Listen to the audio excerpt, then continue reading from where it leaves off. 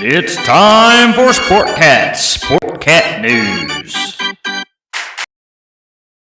Well, hello there. I'm Walter Cronkite. No, just kidding. I'm not Walter Cronkite, and I'm not Ross Yerger. I am Glenn Sportcat Jackson. Ross has decided to let me be in charge of the news today. Scary thing that could happen. So this is day one. Be kind to me, people. I don't normally do news. I could do sports, but I don't normally do news. But luckily, I have an able-bodied assistant that knows all the news topics and everything that there is to know about the news. So we're going to see if we can find her. Oh, wait a minute. She's backstage. It's the one and only beautiful Dina. How are you? Telling lies. You're telling lies. I don't know anything. I thought you doing knew well. everything. Doing well. I thought you knew everything. Let me open the phone lines, too. I need to do that. Hold on. Yeah. Let's open the phone lines so that you can call and complain to me that I'm not Ross. It's 1-888-88-YERGZ. It's 1-888-88-YERGZ on your phone pad. It's a little early for me. I had to do a wake up. I was like, what the heck's going on here? Oh, there's lots of news today. Lots and lots of news. I don't get the news.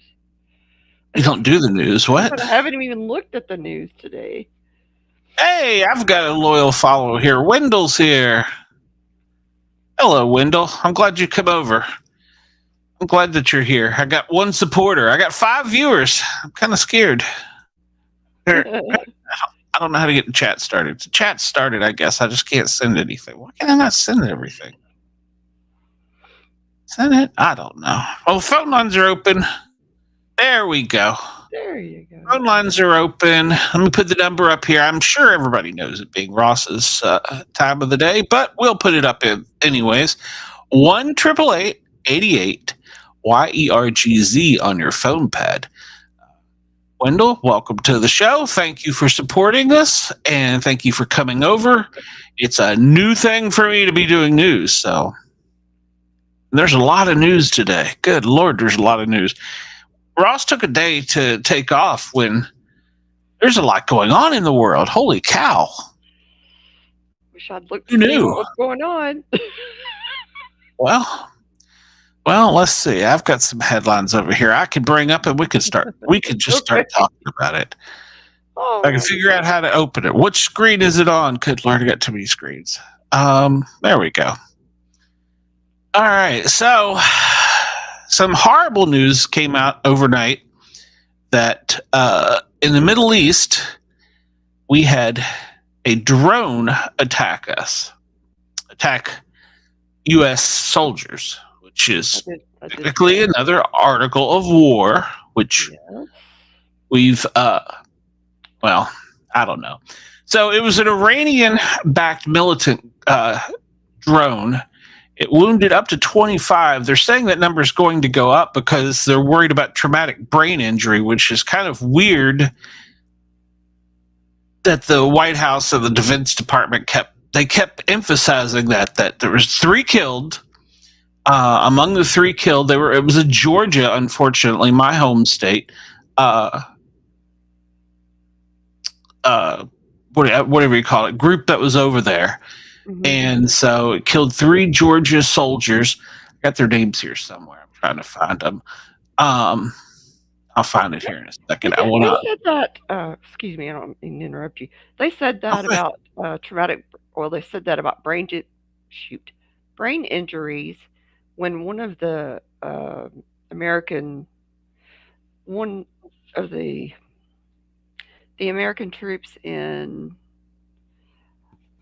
Iran were attacked. I think it was Iran were attacked when Trump was in office. Remember? I don't know if you recall that. No, I don't actually.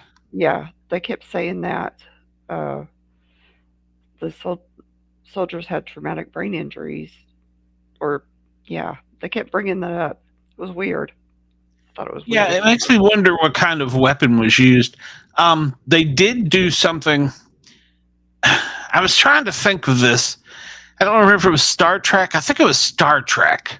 They used a tactic where they came in underneath a U.S. based drone. So, in other words, it was within feet of the other one, and on the radar they couldn't see it, and so there was confusion. They thought, well, is this a foreign drone or is this a U.S. drone? They're like, no, the U.S. drone's returning. So I'm pretty sure that was Star Trek. Was it Star Wars? I don't know. Somebody can correct me on that, but it was a tactic where they used basically a NASCAR tactic. They were drafting. Yeah. I mean, honestly, see here, I don't do news, I do sports, but sports and TV stuff. But yeah, it came in at such an angle that it was confused with an American drone that was returning back to base. And they call this area Tower 42. And Jordan initially denied that it was on their soil because, well, it was a U.S. base. But apparently they're now saying that was Jordanian territory. So we'll have to wait and see how the Jordanians respond with, attack on their soil. President Biden has promised that he's going to retaliate. Now, the news media, it was a hot press conference because everybody wanted to know how. What was he going to do? Well, that's really none of our business as long as he does it. They said it would be a time and manner of his choosing, that he'd been briefed. He'd been in the Situation Room twice, once, I guess, overnight and once today, and he's been meeting with all of his top aides. But they promised retaliation. Now, Iran has come out and said that it wasn't them, that it was a resistance group, and said that it blamed it on the Iraqi militia Hezbollah, and they have also claimed responsibility. So it was not an Iranian one, but we all know who backs them. I mean, but Hezbollah's even attacked Iran. So Yeah. the Middle East is Crazy. such a. I think we need to just pull out of there and just let him have at it. I mean, except, it's just the only thing is that Israel is right in the middle of it, and Yeah, it's a tricky situation. I mean, it really Saudis is. are our friends Yeah. in theory. Jordanians, Qatar, they're our friends. Well, So I mean, Kuwait is our friends. I mean, we protected them. yeah. Well, we It didn't is protect hard to them, we see. liberated them. Yeah. So, and no matter who's in office, Republican, Democrat, Librarian, it's a difficult situation because we have to answer. We have to do something, but to who? Now, the Republicans are already coming out and screaming, we should attack Iran. That is an absolute suicide mission. Yeah. I mean, First off, the president doesn't have the power to do that. Well, So one of the senators, he was a Republican. He even called for the assassination of, I think they're called the Ayatollah. yeah. That would obviously be a CIA thing, but we can't do that.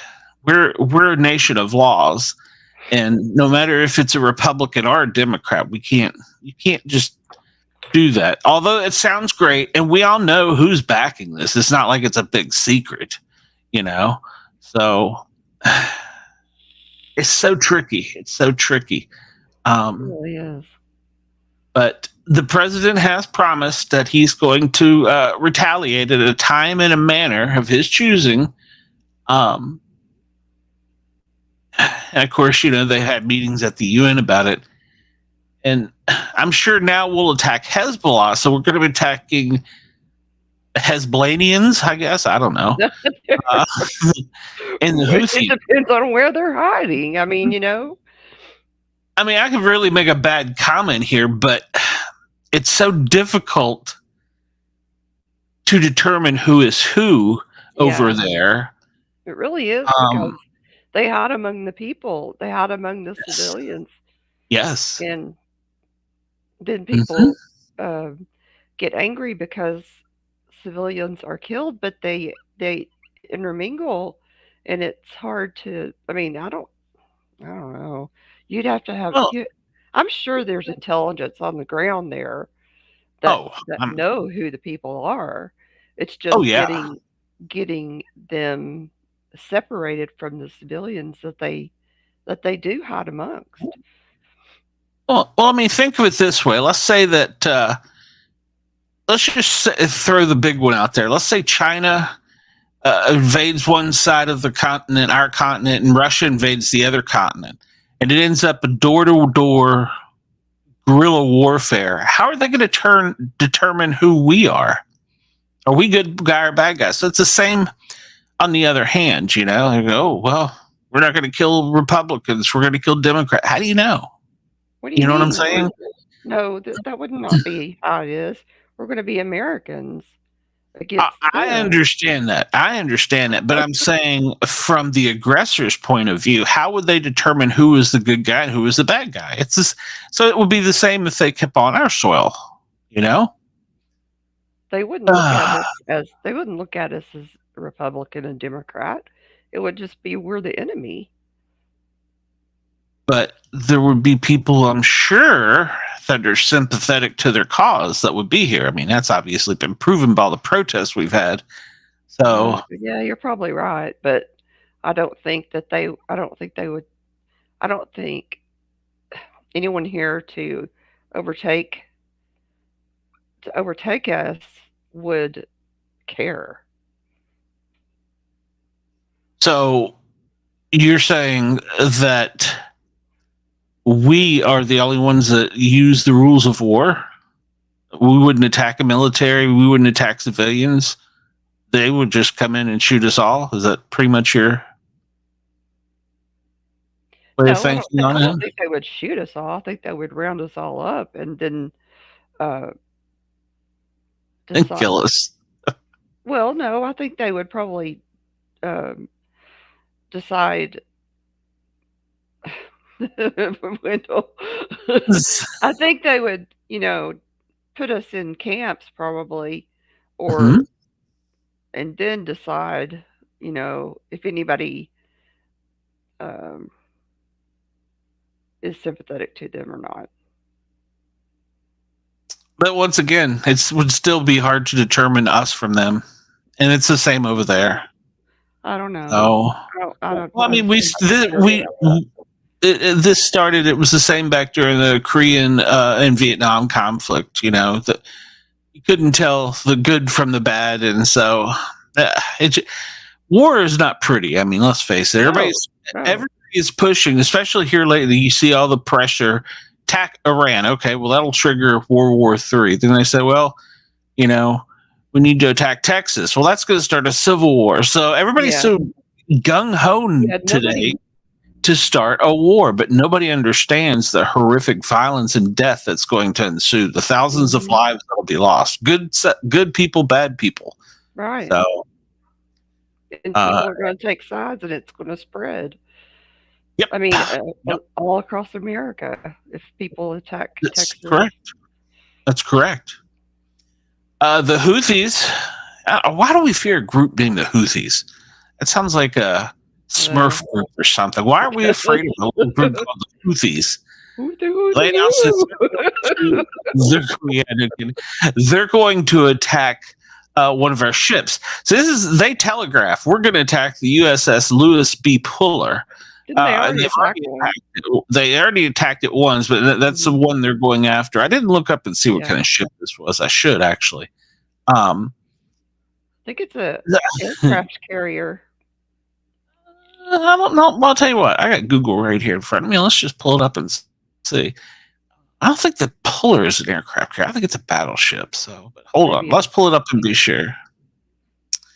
The Lewis B. Puller is a multi-purpose expeditionary mobile-based vessel. So it's a mobile landing. Yeah, so it's a mobile. Yeah. Well, it looks like it for helicopters. It's not big enough for aircraft, but it's big enough for helicopters, and it's a landing craft. Interesting. So, let's see. It was launched in 2014 and has been out to sea working the whole time. Yeah, so it's basically an advanced warship I say advanced, it means it would be who would basically go into the shores and what do you call it? Release the troops, release the hounds, who let the dogs out. So, but yeah, they say they've attacked it, but they don't. There's no evidence. The Americans are denying it, and they say they're going to continue to attack it. So, I still don't understand why. They're afraid of a little group called the Houthis. So. Yeah.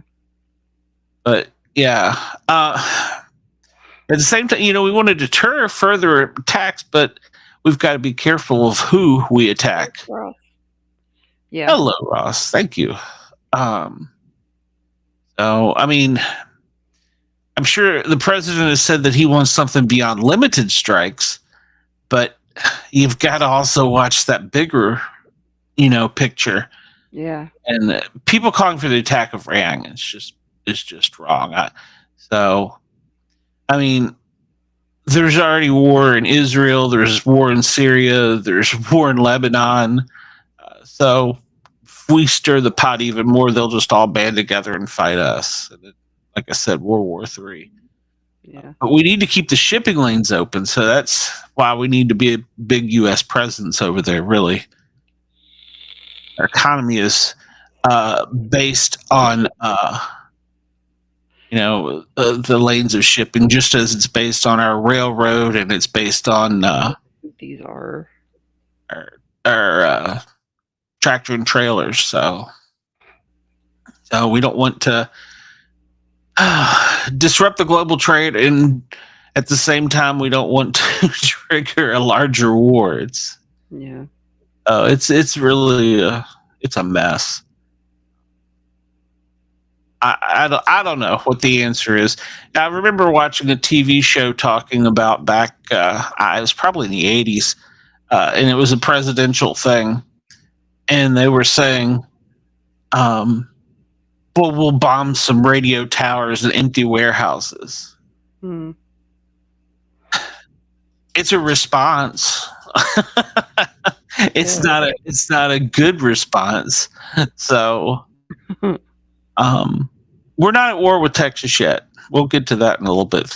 The border issue is another complicated mess.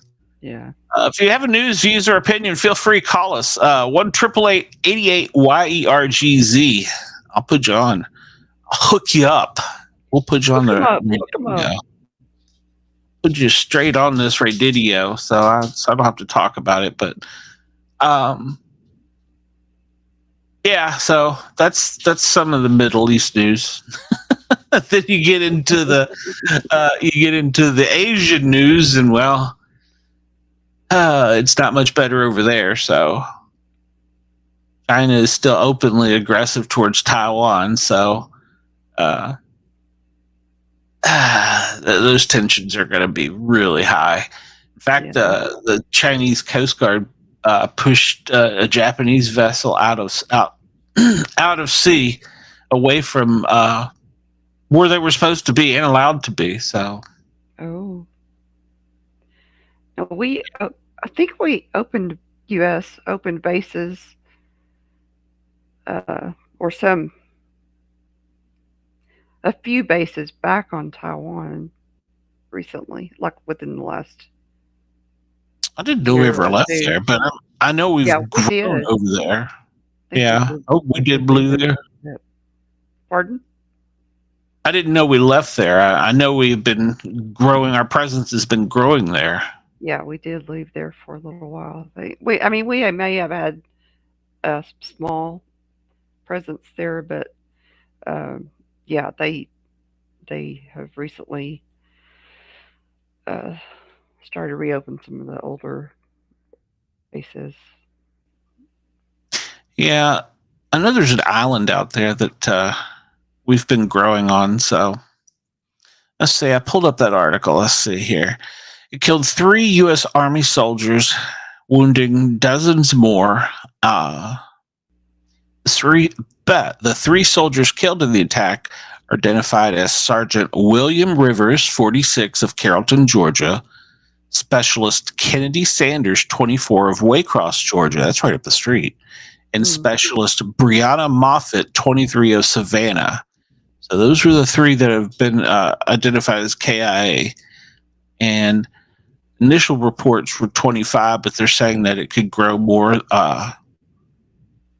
because of the traumatic brain injury. And they don't specify. I don't know. I mean, I understand what causes traumatic brain injury, but I don't understand why they keep emphasizing that the number is going to grow because of that. I'm sure there's a reason, but it has to do something with type of concussive weapon or something. That's what I was thinking. Probably just from the blast, I would say, and being in the proximity of it. Sure, and this doesn't look. I looked at the pictures on, I don't know what site it was, but it didn't look like a very large area, and there's 5,000 people there.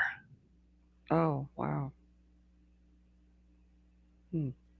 And we're protecting them. Ironically enough, being on the Jordanian border, guess what we're doing? Closing their border. Oh, how nice of us. Yeah, we're closing their border. Yeah, ironically enough. Isn't so mad. Well, duh. Of course, it should, because Ukraine too. Yep, you're absolutely right. Meanwhile, in Texas, the governor there has still got Operation Lone Star going to defend the southern border. I do take a little bit of exception with what the governor's doing. The fact that he's doing it at one certain area on the Rio Grande. He's not doing it at a much larger area. They can cross the area that they can cross. Yeah, I know, but and it's one of the it's a park. But it's almost as if they're doing it to filter it to one area. Texas is. And not protect. I'm not saying they're not protecting the rest of the border, but it's like they're making that the media staging center. And that's what I don't like. I think we should be saying the whole border, and the whole border should be protected with the barbed wire. Snipers. I'm not opposed to snipers. I agree too. But that is the area where most people cross, because it's the place where they can actually walk across. I mean, the rest of the river you can't walk. You have to have a boat. They can walk. How come they're drowning when they cross there? Because they get swept away in the water. I've got an answer for that, but it's not politically correct. Some of them are very short, and they can't stand up or whatever. Go ahead, Dina. Go ahead. I'll get the people after you now. At Dina. It is seriously, some of the children. I mean, no.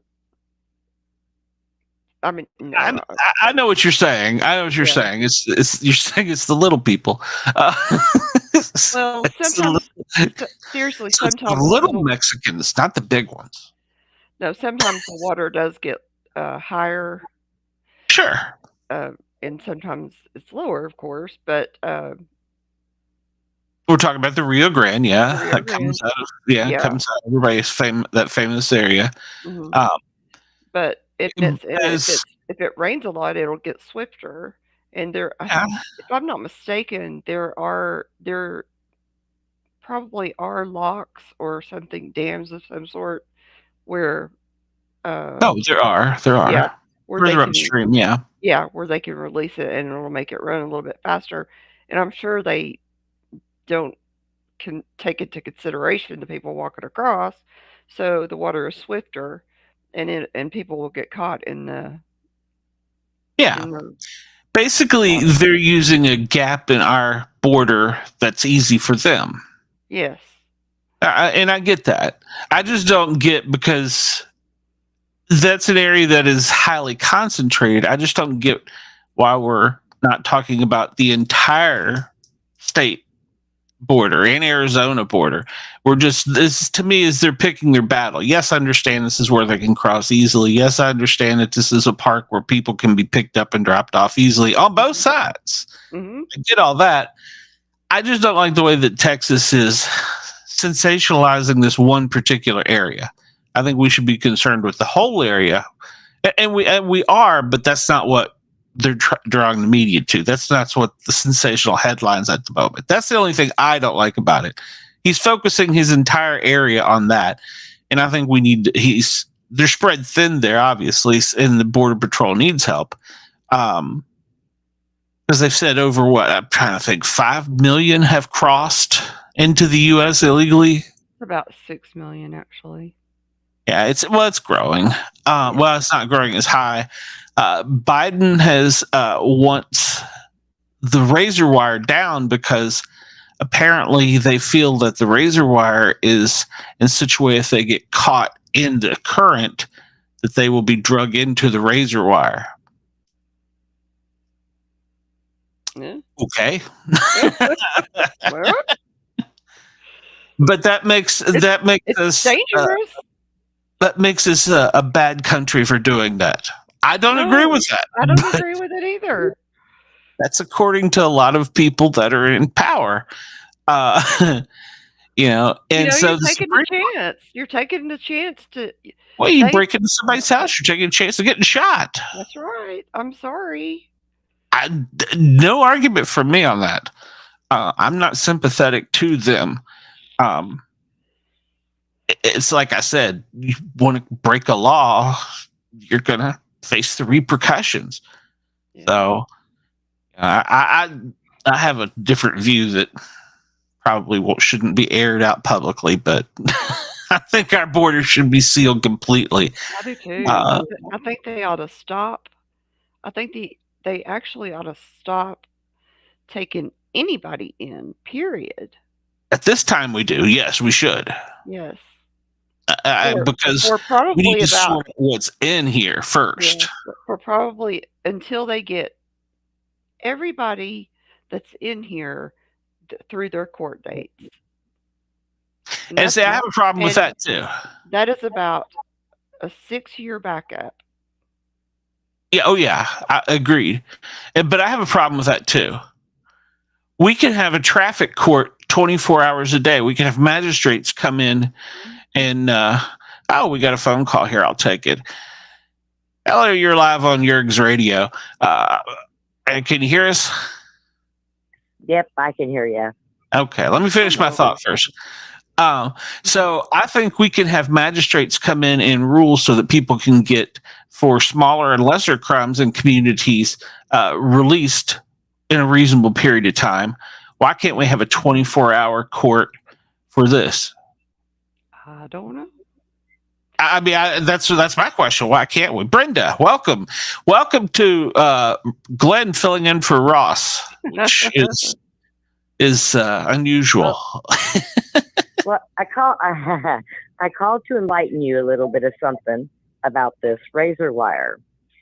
In the spot where it is at, there's no way the water will drag you through the razor wire there, because on the side of the Mexico side of that, there's nothing but land, and that's where they're driving, and they're bringing hundreds of people. They're driving up in big vans and letting them off, and they're going through they were going through the broken wire there, and they were coming in. They can't be drugged through the water and that wire razor because there is no water in that spot. Not one bit. Well, then how are they drowning? On the other side, down further where the Rio Grande is, because they're trying to cross from over there. And a lot of them are pushing people in that can't swim, just so Border Patrol agents are helping them. Oh. And the other ones are walking through. That's true. Well, that would make sense. It's almost like a military tactic. Yeah. Mm-hmm. But they are focused down there. They're all up and down there. The problem with the one spot that they are focusing on that you don't like, that is because that is the one spot that was sitting off all by itself in a corner where they were driving up and dropping hundreds of people off and they were coming through that wire when somebody cut it, and they were coming through it on purpose. So they've gone down there to go fix that, and they cannot drown in that wire. I'm sorry. They can't drown in the wire that's down by the Rio Grande either, because even when the water rises, there is still land before you get to the razor wire. Okay, so the wire is not in the water. This whole drowning and being drug into the wire, BS. Well, I was just reading what some legislators have said why they oppose it, and personally, I mean, it probably sounds cruel, but you chose to try and break the law. You need to face the repercussions. If it's your life, well, you made a really bad decision. I mean, I'm not probably one of the legislators that hasn't been down there, that hasn't seen what's how the razor wire is not in the water. That would be my guess. Right. It's kind of like the horse whipping. Yeah. Right. I've seen it. So there's I love that. Please don't tell me you swam it, Brenda. Razor wire. What? So please don't tell me you swam it. So. Oh no. Ew, no, I don't even know what's in that, so that's okay. Yeah. Good. Yeah. Good. Well, the legislation has come to a pretty much bipartisan agreement. They haven't released all the deals yet, which has been behind closed doors, which I really always thought that was one of the, what do you call it? The sunshine rules. You shouldn't have closed door meetings, but there have been closed door meetings bipartisan between senators, I guess, and congressmen, both the Republican and Democrats. And they say they're close to finalizing this deal.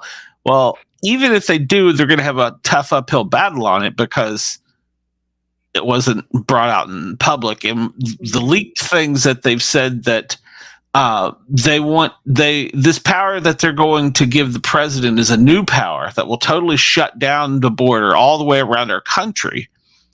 Once the crossings hit this is what's been leaked out. 5,000 over 7 days are 8,500 in a single day. And he has his discretion to do it on those days. And however, even if he does with this new power that they're going to give the president, it's a limited period of time that he will be able to do it. He could do what now? The problem, seal the border completely, shut it down. Yeah, the problem that we're having is they don't want it closed. Number one. He does have that power. Number two, no, he doesn't. Yes, he does. Number two, when Texas signed into the union many moons ago, we still have the contract that our borders are supposed to be closed and protected. And he has gone over that. Yeah, he's saying it's federalized. And another misconception is the Supreme Court, this wasn't a ruling against Texas. This was a stay until they can have their trial in February. So this is not Texas saying, or them telling Texas, pull it up forever. They were saying, stop what you're doing now. Don't do no more. And don't you try and take it up either. It was a stay. And the media is falsely reporting is against Texas. And if you read it, well, it was just a stay until the February 7th trial can begin. Right. And we've had the federal agents, the federal stuff down there trying to tell everybody to take it down. Yes. So that's because the commander-in-chief has ordered it to be removed. All I can say is, number one, if this keeps up, the paperwork's already done for Texas to secede from the union. And if we go, we're taking a lot with us. Now, between Texas and Florida, we cover, 60% of the money that the rest of the United States gets. The money that the government gets comes from Texas and Florida more than anywhere. Texas leaves and Florida follows us, whether they do or not. the government's going to fall because they're not going to have no money because they don't get as much. California is getting money from them because they're so broke because everybody moved out. True. So, if this keeps up, he's only screwing himself and probably the rest of the United States. Oh, absolutely. So, And that was one of the things, another thing I was going to get to, but this bill that they're going to try and get pushed through is not going to do anything with the 11 million people here that are either the dreamers or the others. They're just left alone in this. 17 million people here now, undocumented. Yeah, well, it won't do anything for them, or it won't do anything to the people who come across the day before, even if they get this passed. So who cares? If they get caught in a lot of places, they will get arrested and sent back. In some places, and will start looking for them. In some places, a lot of places, lots of places. Which, you know what? I'm going to say this. Texas has no problem with people coming here legally. Nobody does. The United States doesn't either. Right. Go through the port of entry that you're supposed to come through. We have people here that fought to come here legally, and they're here legally, and everything they absolutely. I've worked with some of them. Many of them, right? Do you know how many of them are so angry? Mm-hmm. And they should be. Waltz in here, get money and phones and plane tickets, and go wherever they want to go. Mm-hmm. Yeah, and I agree. Angry. They are or people I worked with. Yeah. Texas supports our Hispanic people here. Oh, we do full on. I support anyone coming here legally. We secede from the union. Our languages are going to be English and Spanish here. Yeah. But you better be here legally, because if you're not, you get kicked back. If you come back and you get caught again, you go to jail for mandatory 20 years. Yeah, but see, then you run into another problem. We've got 3 hots in a cot. We've got 3 hots in a cot. We've got to feed them, clothe them, give them medicine, and then you're talking about they don't. Like, what do they eat in prison? Oh, but it doesn't matter if you get one person and you multiply it by 1 million. Instead of 1 bologna sandwich, you get a supply of 1 million bologna sandwiches. So it's still money the Americans are having to spend. They're maintained in a place where they're not stealing anything, distributing drugs to the kids, raping people, killing them. Everybody's ranches are fine. Ain't nobody tearing nothing up and breaking their fences, because in all aspects, all that stuff, especially in the long run, would cost more than us housing them in a jail. Period. I don't know that I agree the answer is jailing them. But because that just means, once again, it's a taxpayer burden. So, I mean, I agree that something needs to be done, but now hang on.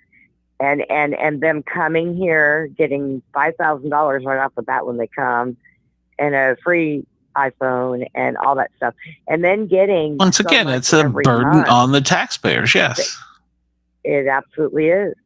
Just like all the money that's been sent out all over the place, that don't come out of our government's pocket. Well, the government's pocket is fed by us, so. Yeah. Well, a lot of that stuff. Yeah, but they keep theirs. You know that. Oh God, they don't have a quarter to give you. Wait, let me come over here. A lot of that stuff comes from NGOs, from the NGOs, and some of it comes from donations, and some of it comes from the government. Yeah.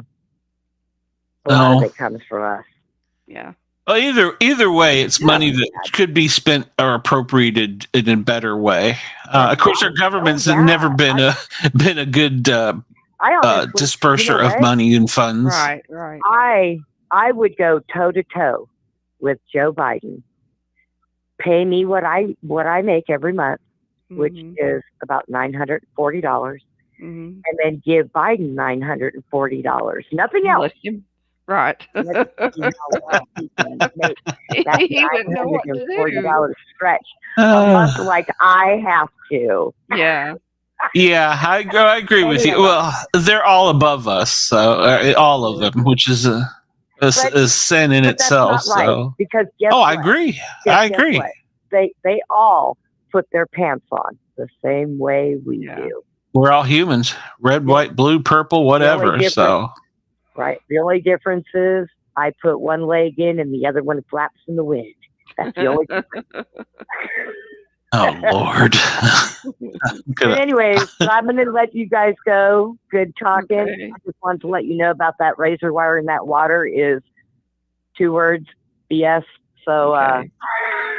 well, I assumed that it was so, but all right. Well, thanks for calling in. I'm sure I'll piss you off again before the show's over. So you didn't piss me off. I just knew that you were getting it from We Lie to You News.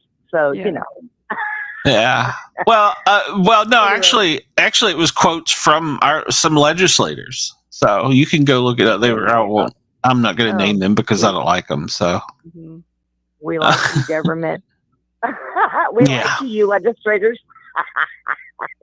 All right, guys.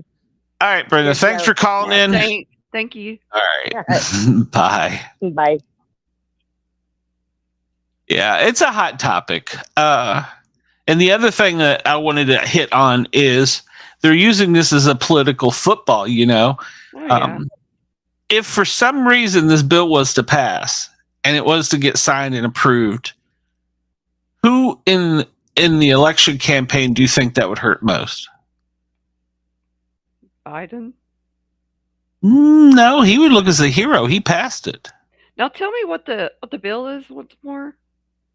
What the bill is they want to allow the president a temporary, basically, lockdown of the borders, power to totally lock them down. That's in the Constitution. Well, that's debated, and that's what they're going to decide on in February, trial in front of the Supreme Court. Oh my gosh. Stupid. So, I mean, to me, it's common sense, but then you have the human aspect. But so they're going to determine, but this bill would give him or her that power to lock it down for a short period of time. But he can only enact it if it gets to a certain number of people crossing illegally a day. So we're putting a cork in a dam. That's what that bill would do. And that's all it is. Now, it would be great because for the first time since like the 70s, we would have some legislation that would work with it. But of course, they're attaching things to it as well. And some of that's Ukraine, and which I don't think it should be, but no, it's always got pork in it. If it was passed, it would be seen by the public and be billed by the media as sweeping campaign that really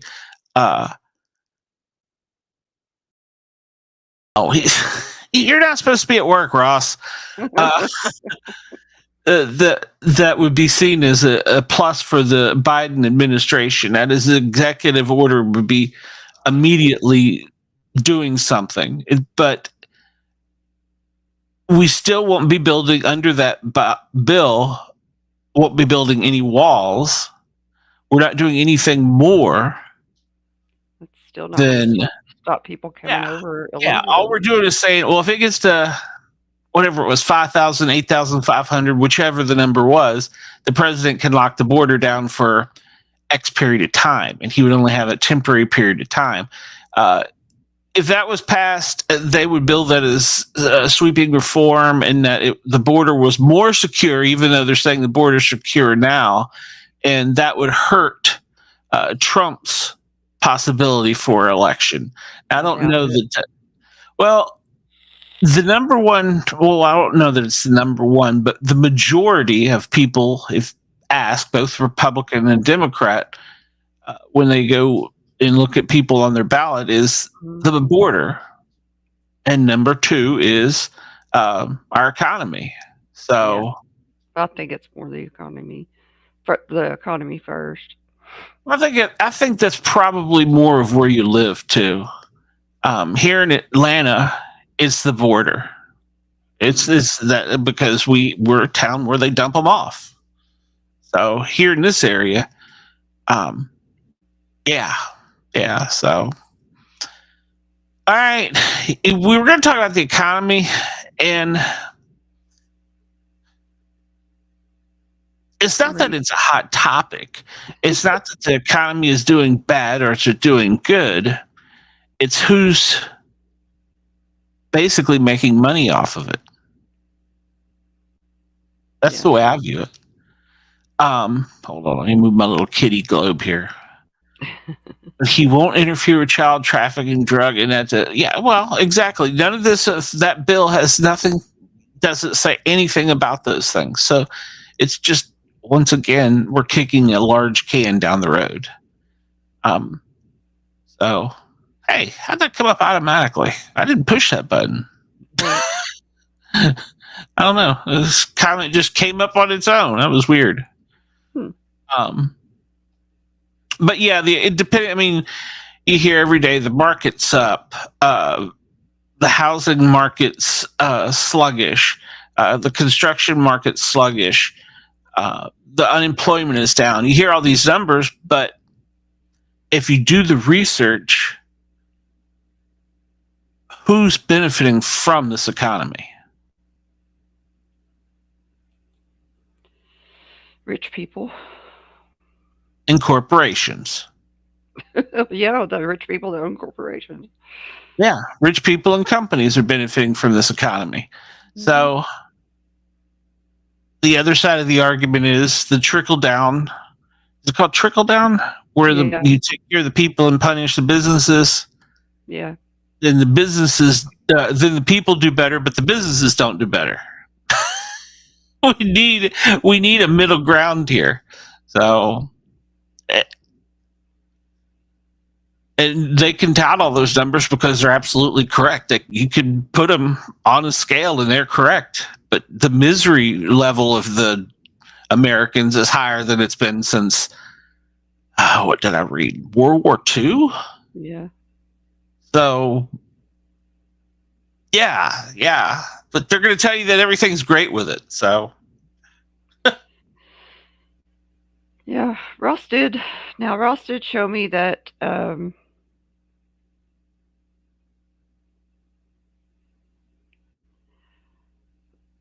somehow on a graph, Biden's economy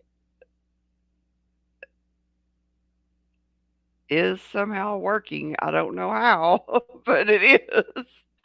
Oh, he's telling the truth because of the numbers they're using. Yes. The numbers show that it is working, but what I was trying to put across to him is that in real world, I mean, like living, people don't feel it. Yeah, the misery. You're talking about the misery index. Right. Yeah. It's higher.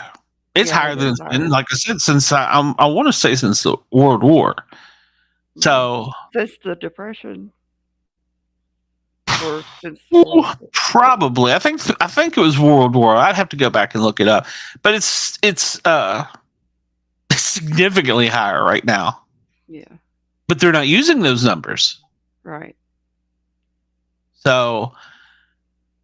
No, the numbers that they don't put out are lies. It's not that they're lies. It's their formula. For instance, when Biden took office, he put in legislation so that cars would get better fuel economy. And that they had to by X. You had to get a tank of gas, had to take you X or whatever. But if you sat and looked at it, all they did was change the formula of the math. And if you don't believe that, you could go back and because I read it from several, because car industry, like that was when I was big into the Jeeps and the off-road vehicles and stuff, and they all broke it down. The hot rodders did, the four-wheelers did. They broke it down that this is the same number. We're just changing the formula. That's weird. And yeah, I brought up like they changed they just said no, we're not in a recession. mm-hmm. Yeah, No, yeah. we're not. One of the greatest. One of the greatest. I don't know what they did. They just changed the definition? The definition. They changed the definition of a word. That's exactly what they did. Yeah, exactly.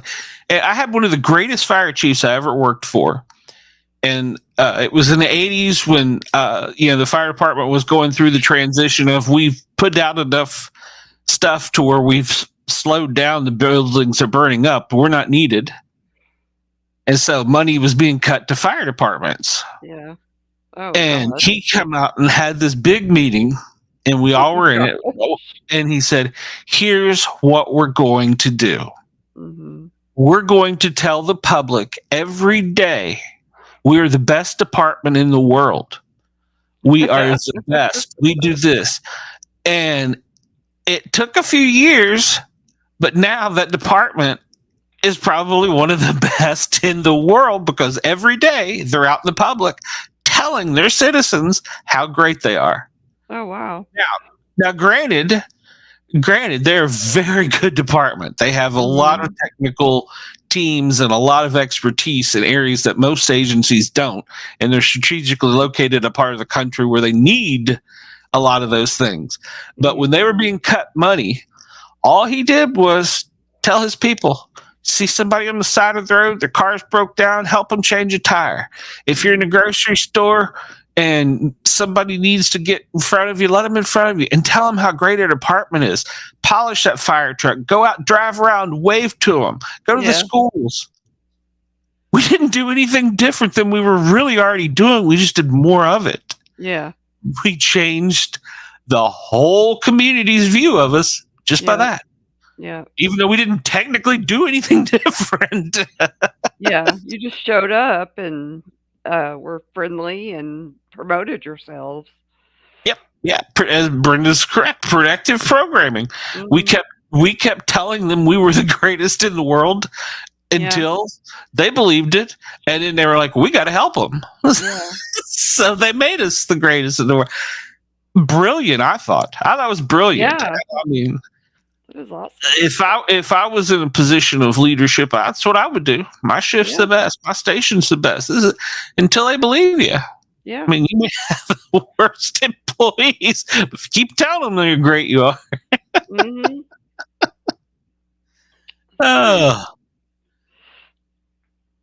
So I looked up something silly, something I've always wondered about.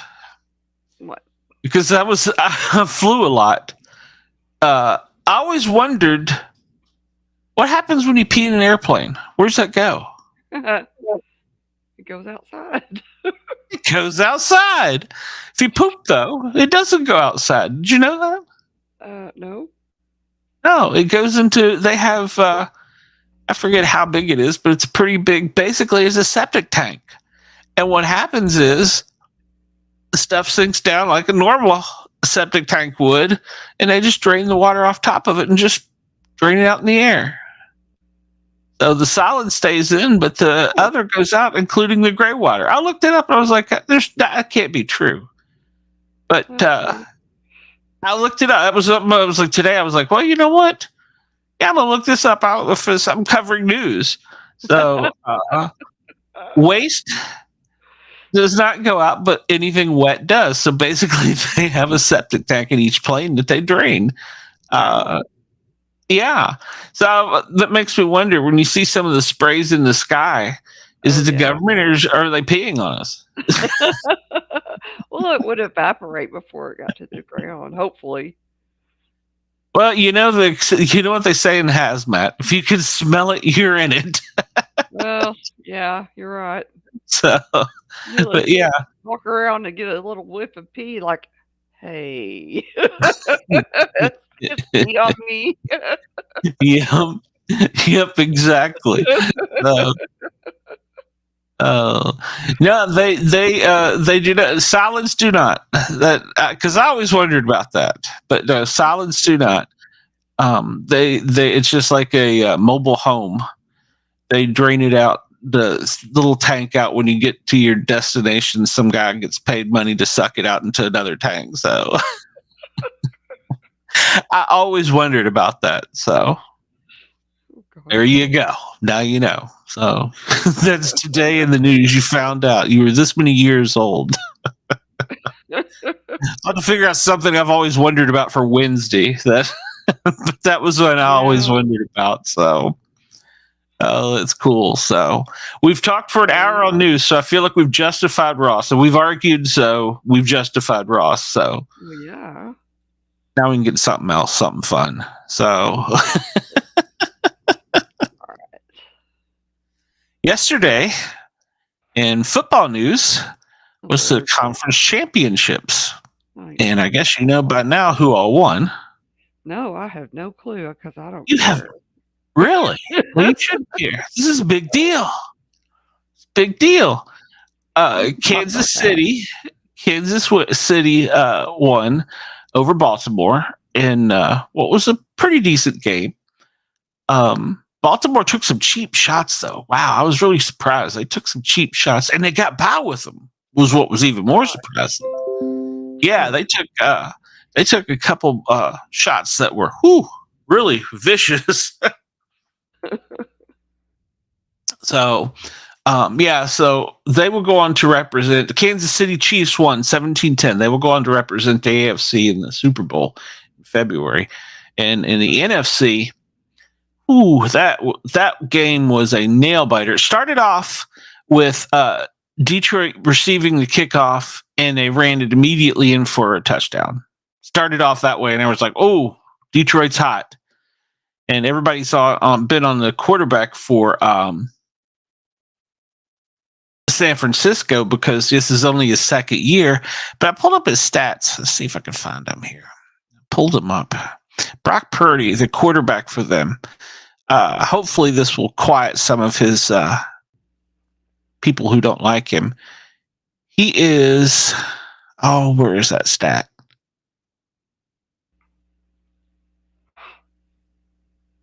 He is like no, that can't be right. He is 21-5 as a starter, and he's only in his second year, and he's going to the Super Bowl.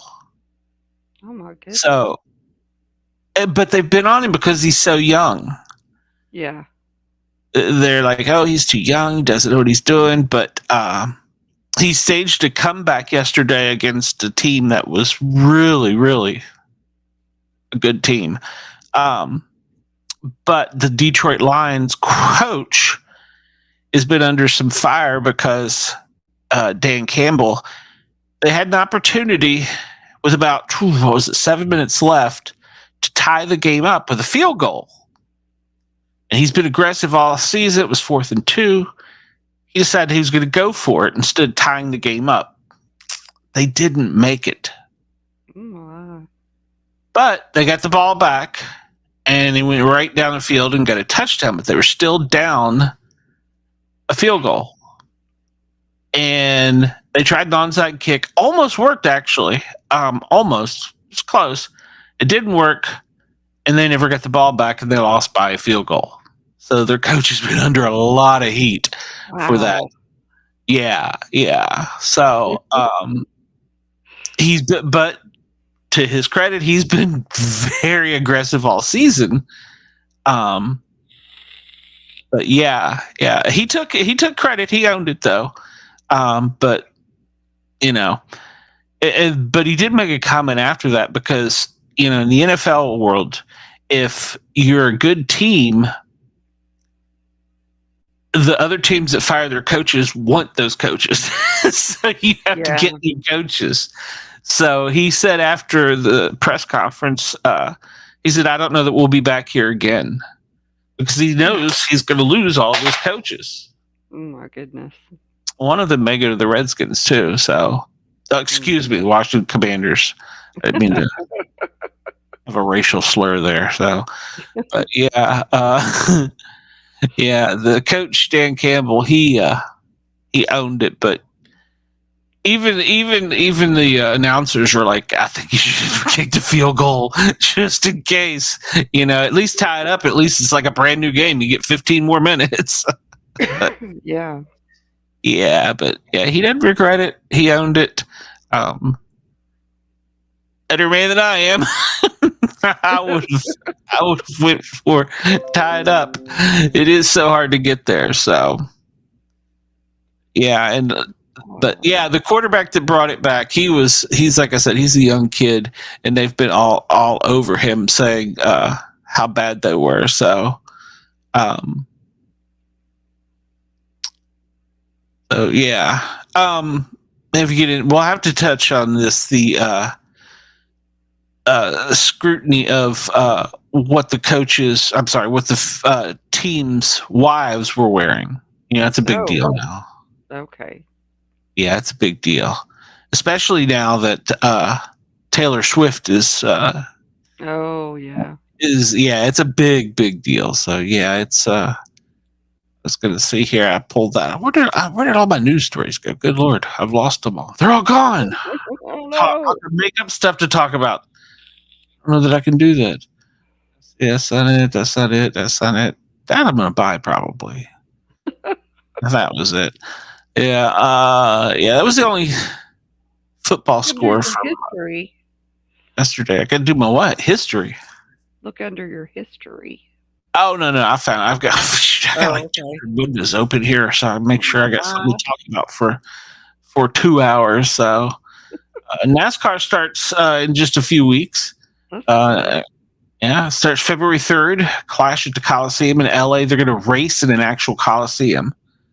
So I'm kind of looking forward to seeing that. In a Coliseum? In a Coliseum, that's the first race in LA. Oh, yeah. Wow. It's a night race, so that should be kind of cool. If for other no reason, just to watch. So yeah. But yeah, it's that's actually next weekend, February 3rd. That's next weekend. So yeah, the first race. I don't know that's the official opening because they usually wait to Daytona. I'm trying to pull it down here. When is Daytona? I think it's for later in the month. Yeah, it's the 15th is when that starts.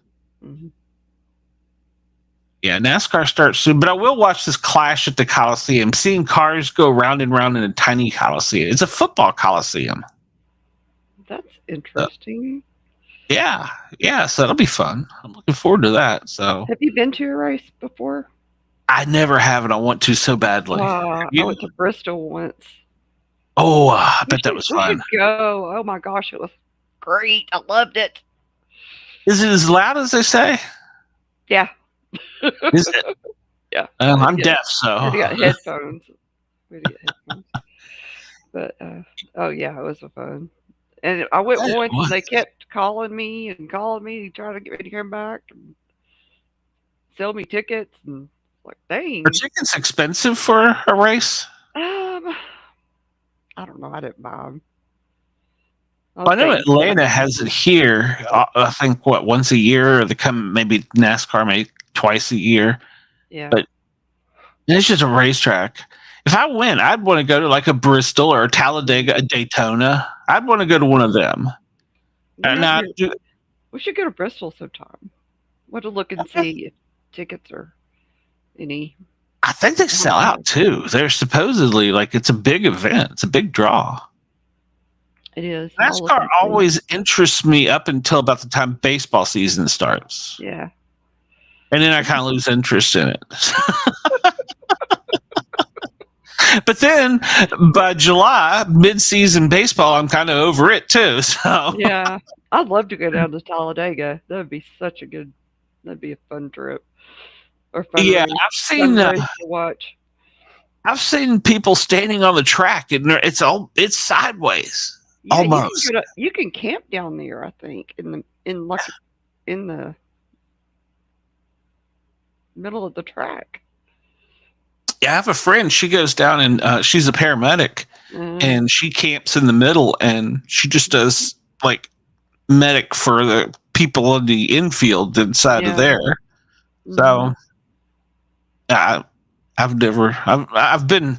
I should say haven't been asked, but I've never really had it like a formal offer. I wouldn't want to do the camping part. You know, I'd go see it or I'd go help out, but I wouldn't want to do the camping part. No, that's not for me. I mean, you can just camp. Like, oh no, I know. Yeah, I'm saying, but I don't know that I'd want to camp for 3 days or 4 days, whatever the event is. Oh, yeah, that's true. Unless you had a little camper. Yeah. Yeah. So yeah, NASCAR's about to kick off in February, and then of course, March is March Madness with the basketball. Yeah. I know you follow the women's basketball. I do not. You don't really? Oh. Wow. Oh, one thing I did want to touch before we get into that. We'll get back to the NFL. One of the questions yesterday, and even I wondered, where was Terry Bradshaw? He is normally the one that gives away the trophy at the end of the NFC game. Yeah. But he wasn't there. And so the big question was, where was he? Well, the only answer we get was he was sick. Yeah, that's what I thought. So, yeah, which is kind of, his family won't say anymore. They're just saying he's under the weather. But he's done that, God, as long as I can remember. Well, he's 75, so yeah, he played until, let's see, he's 75. He played up until the early 80s, I think. Mm-hmm. I really like him too. Yeah. And he's been with Fox since '94 and giving the trophy away, so a long time. Yeah. But he had to be out. There has to be something wrong, so I'm hoping not. I actually have a story about Terry Bradshaw. It's kind of interesting. I got to talk to him on the phone. Oh. I worked for a company in Knoxville that sold sports memorabilia. Mm-hmm. And the sports memorabilia guy had to get things authenticated. Mm-hmm. And he had a Super Bowl ring, which was supposed to belong to Terry Bradshaw. Yeah. And I wore this ring. It was big. I had it on my finger at work. Every day I go to work, I'd put it on. It was locked in my desk, and I had a little drawer in there to lock it up. Yeah. And so my job was to research and find. I had to that time we didn't have the internet like we do now. Yeah. So I had to find his publicist, his PR person, and finally I was like, all right, well, I've got this ring. I just need to authenticate it or be told that it doesn't exist. I was like, but I'm no jeweler, but from what the jewelers have written, the report, this has got all this stuff in it, and it's real gold, it's real diamonds, it's real, whatever. Mm-hmm. I said, it's pretty damn big. And the inside is Terry Bradshaw, Super Bowl ring. And so during this process, I got a call come in, and the operator directed it to me. And he said, hey, I'm Terry Bradshaw. I'm like, whoa. Hello? You're Terry Bradshaw? Hi, how you doing? Nice to meet you. Yeah, I was really kind of a fanboy there for a while. Yeah. And the story was that this ring was lost while he was fishing, and he cast out. Oh. And that it sank, and he couldn't get it back. And so he just went and got another one. Mm. Yeah, he had a second one made. Oh, okay. That was the story. Oh. The truth was, one of his wives stole it during the divorce and wouldn't give it back. Oh, my goodness. It sold it. So he told everybody that it was lost while fishing. Mm-hmm. Truth was, it was stolen during a divorce. But I was wearing the same ring that Terry Bradshaw wore. And I had Terry Bradshaw on the phone. Terry Bradshaw got your ring on. Because I was like, okay, this is Terry. If this is really Terry Bradshaw, you got to prove it to me. Yeah. And I was like, I recognize the voice from TV. And then he described the ring perfectly. And I'm like, shit, this is really Terry Bradshaw. What do I do? So could you sell it after he? Yeah, he had permission to sell it because he already had a replacement. And he didn't want the one that, as he put it, the bitch stole. Oh, okay. That's funny. So yeah. He had one of those reality shows for a while, Yeah. Keeping Up with the Bradshaws. I watched a couple of them, and Oh, he's got a huge family. He's into horse racing. He's got a bunch of stables. So yeah, it was pretty cool nice. though. Yeah, I got to talk to Terry Bradshaw. So yeah, I was fanboying. I would love to talk to him again. I wonder if I ever get a chance and try and get him on the show. I don't know. Well, if I could pull that story up when I call his PR, I go, hey, I've already talked to him, but it was like, it was the 80s, but just a little while ago. Hey, that'd be kind of cool. It would be kind of cool to get some of the racers on. That would be fun. There was another guy I really liked. Another person I would really love to get on there would be Bill Dance. I love that man. Bill Dance is hilarious. Funny. I love him. And I've watched him. So, I used to watch him with my dad, and it was just. oh yeah. His bloopers are crazy. Oh my God, yes they are. I mean, to the point where sometimes you wonder if he's really did do that on purpose. I think he did not do them on purpose. He doesn't. Well, he'll cuss some, but he's not like a real cusser. Right, so. right. He's such a nice person. Yeah, I can try. Yeah, I would like to get a Bass Pro on here just to tell us about it. So I got coming up next month. I have a disc golf pro. So yeah. So everybody's wondering, what in the hell is she wearing? What is that's a coat? That's a coat. That's a leather coat. But there's nothing under it. Yes, there is. She's got pants on, Goofy, or a dress, and boots. But what the hell is that? It's her husband's number, 15. That's obviously him holding her hand. Yeah, it's a leather coat. But that's the ugliest damn thing. Yeah, it's pretty ugly. And she wore that next to Taylor Swift. So that's kind of the entertainment and news gossip is what the hell? Apparently it's called, hold on, let's pull this back up here. It's called a WAG style. Okay. With the mob wife aesthetic. Which I don't understand, but yeah. No. Yeah, she didn't wear it well. I mean, see, it's leather. It's leather. Standing next to Taylor Swift wearing that. Sorry. So, that was a fail on her part. So yeah, she's been in this Brittany Mahone. She's been in the media for. Yeah, it's not. It's how not was pretty. she wearing next not to? Not pretty. Not next to Britney Spears. Taylor Swift. I'm a celebrity. I like Britney better. But. And she's crazy. That's why I like Britney better. So you never know, she's gonna cuss you out, rip her clothes off, and strip or cut her hair. It's my kind of woman. So. Britney's all right. Oh, I got nothing against her. She was abused as a child, and I think they still control her money, which is she got out of that. She got out of the control. Did she? Yeah. Yeah. Well, good. She needed to because. Yeah. I can see it until you're 18, maybe 21. Yeah. No, after that, no. But CBS has been hounding Taylor Swift to the point where she was seen on camera when they were pointing the camera at her, where she mouthed, "Go away, leave me alone." Yeah. Because she's been a big draw for the NFL. The NFL's taken full advantage of it. Every opportunity they get, they put a Taylor Swift on there. Yeah. They did have to catch what they've now estimated to be a 6,000 diamond encrusted gold tennis bracelet. Woo-hoo. It had 3 charms on it. Oh. TNT. Huh. Travis Kelce. Yeah. Taylor Swift. TNT. Yeah. So yeah, the media has been all over that. They've been, oh my God.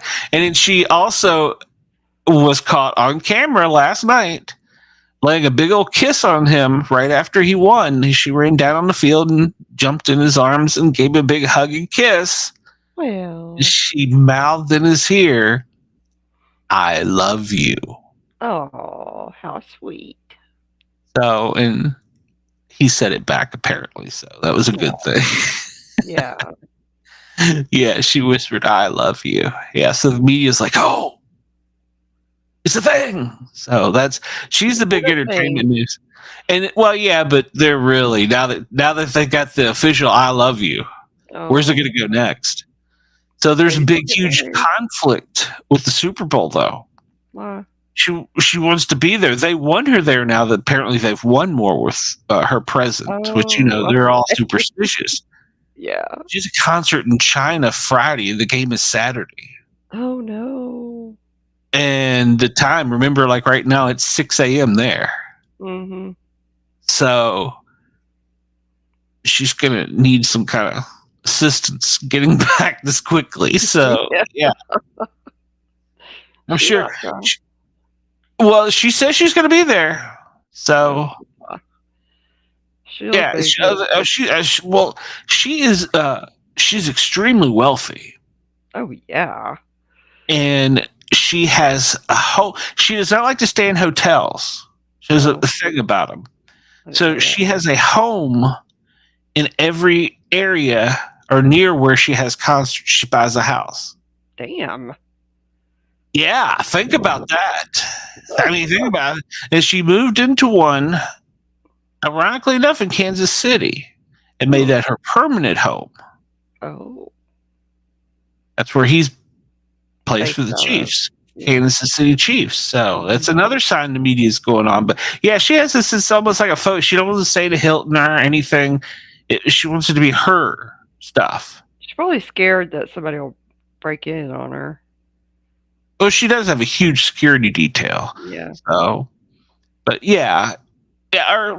And she doesn't want she'll go out to eat and stuff, but she doesn't want to be seen eating or whatever in public because I mean, like they caught Brittany Mahomes and her buddy now, and they caught them going out to dinner several times or lunch several times. But she prefers to be to herself.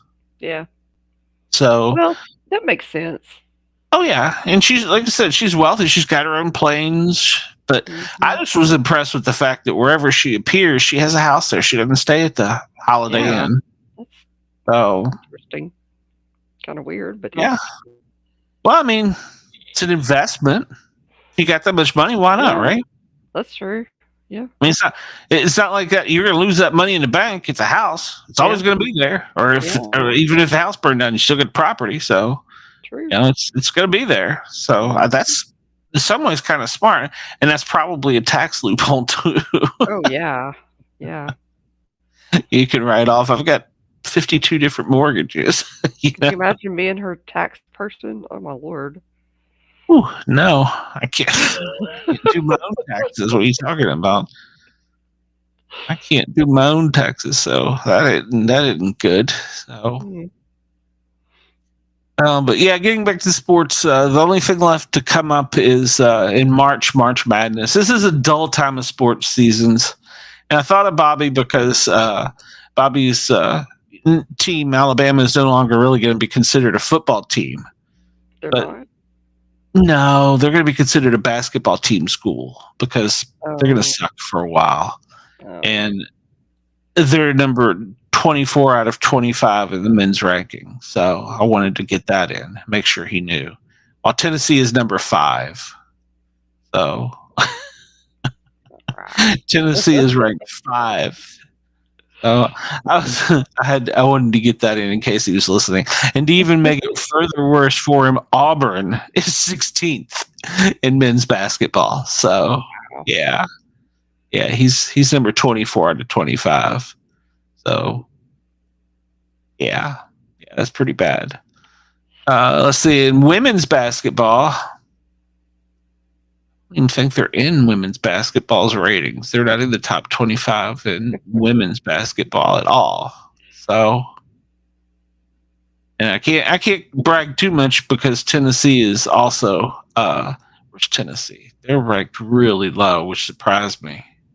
But they're not ranked. Tennessee is not ranked. Oh. I thought they were ranked low. No, the women's is not ranked at all. Wow. Yeah. That's Pat bad. wouldn't want that at Tennessee. all. No, Pat would hate that. Pat would hate that with the standing. So, she's turning over in her grave. See here in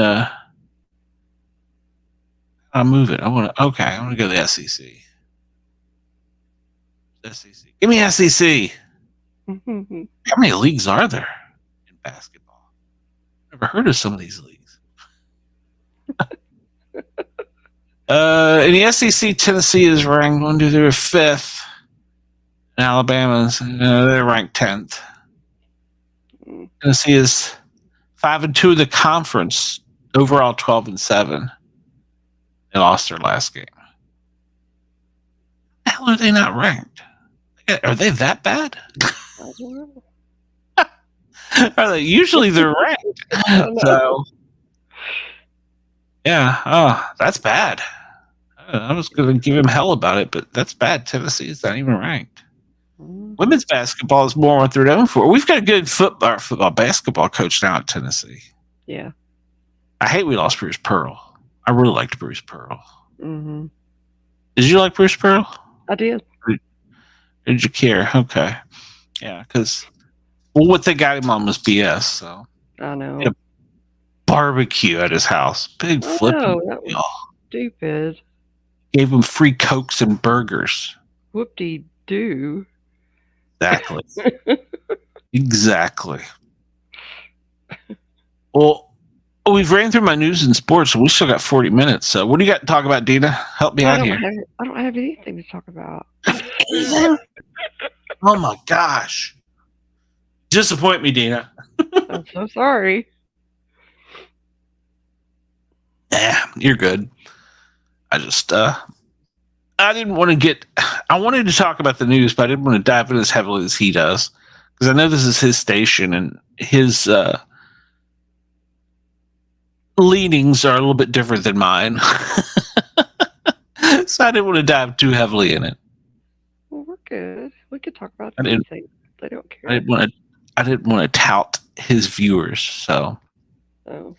But I will, as soon as I get off of here, make it official and sign all the paperwork, and we will officially be on next Friday, Saturday, and Sunday on WDJY 99.1 on your FM dial in Metro Northwest Metro Atlanta. Which show? This one? No, not for this one. For Paranormal Guys, and then for Misfits. So I'm gonna ask him about some other areas. I was talking to one of our viewers last night, and one of our viewers asked me if there was any stations in the Midwest that they would be willing to sponsor us. So I'm going to ask and see what's out there. I don't know if there's anything available. They specifically ask about Denver. Oh. So we may have a sponsor that will help us get into a Midwestern market. Very nice. Primarily, I've been looking at our statistics, and we're number one in Georgia and Virginia. Tennessee is followed there pretty close, and Michigan, and then Florida. Nice. I don't understand. I don't know anybody in Michigan.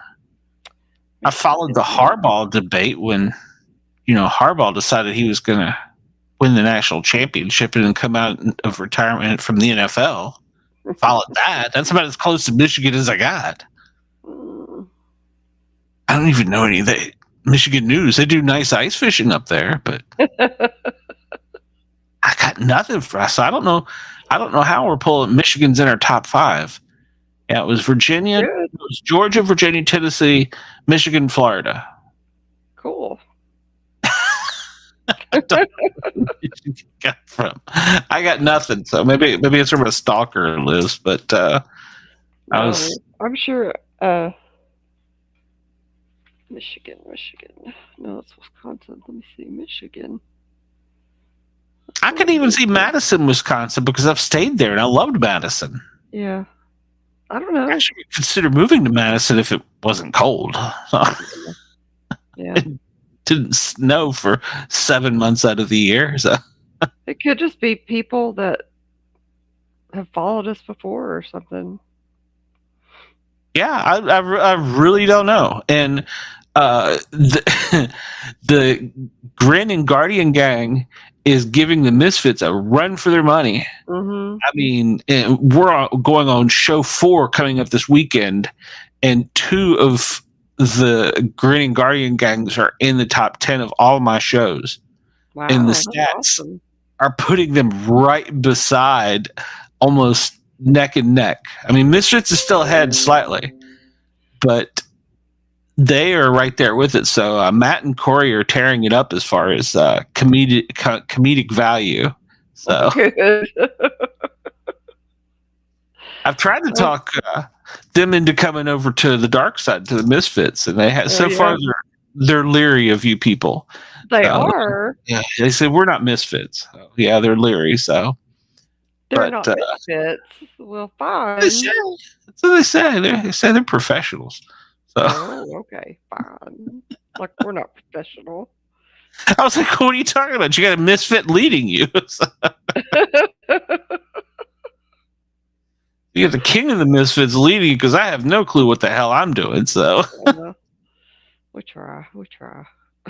we pulled almost 1,800 radio listeners on Grin and Guardian. Yeah. Yeah. I was surprised with that number. Like, what? So cool, though. It's really it cool. is. It is. I think, of course, we do talk a lot about the challenge coins, which is the premise of the show, but then we just ramble and BS. Yeah. So, and do the same thing. Like, I start trying to like, hey, what's going on with you? How have you been this week? What's going on, in your world? And so they're getting a following. Yeah. One lives in Utah. Mm-hmm. The other lives in Montana. So I still don't understand why we're pulling Michigan, but Maybe we have some people there we don't know about. I don't know. Got some Michiganders. Michiganders. I don't dislike them. It's just too cold. It's too cold. I want to go south. Yeah. I will be going south in March, actually. I'm going to be house sitting. Somebody called me last night and said, hey, can you house sit for me while we're gone? Oh, really? I was like, is your swimming pool going to be warm in March? It's in Florida. It's like, yeah. Dude, what are you talking about? She goes, if you don't like it, hop in the hot tub. I'm in. Yeah. Heck yeah. Hot tubs. Just have a studio up there. And they're like, oh, absolutely. So, yeah. March for 3 shows. I'll be in a Florida temporary studio. So, yeah. Very nice. Yeah, I get the house. They got a dog. He's not a puppy by any means, but he's a good dog. So yeah, I watch the house, watch the dog. What kind of doggy? Free food. I forget. It's almost like a miniature Labrador. I mean, he's still about knee height, but he looks kind of like a Labrador. Well, he looks like a Labrador, but he's not, his big girth and height. So he's a real sweet dog. So unless I got another one, but yeah, he's a real sweet dog. He liked me. I'd go out and throw the ball with him for an hour. So that's cool. Yeah. The other thing I like is it's a screened-in pool. Every day you got to go out there and pull the lizards and frogs that sneak into the screen and get in the pool. So they call that a lanai. A lanai. Mm-hmm. Well, I didn't like it. Yeah, when we lived down there, I wanted one so bad. Is that what you call the covered one? Is that what? Yeah. Okay. Yeah, they sneak in somehow, I guess. But yeah, because I was in there swimming, and I was like, something swam by me, and I'm like, shit, I'm in the house alone. What the hell was that?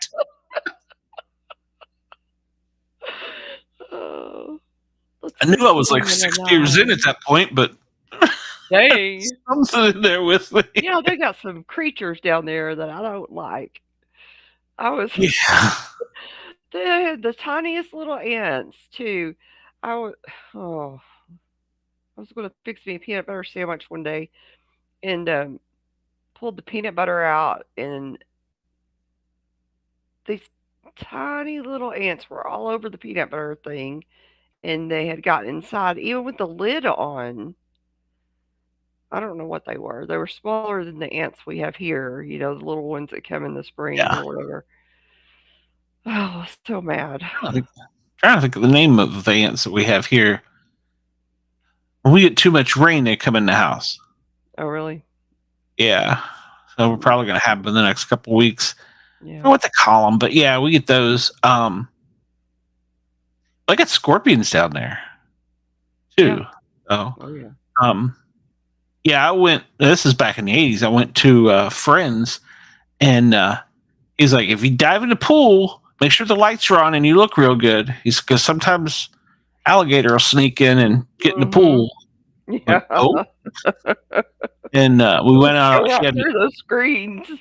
Oh yeah. Well, he was on the Banana River too, and so we went out, and he was teaching me how to cast the net. And there was manatees out there. There was crocodiles out there. There was rays out there, and I'm like, "What if I catch one of them?" And he goes, "Hey, you just toss it back." I'm like, what? Yeah, it happens all the time. I'm like, no. Catch a crocodile.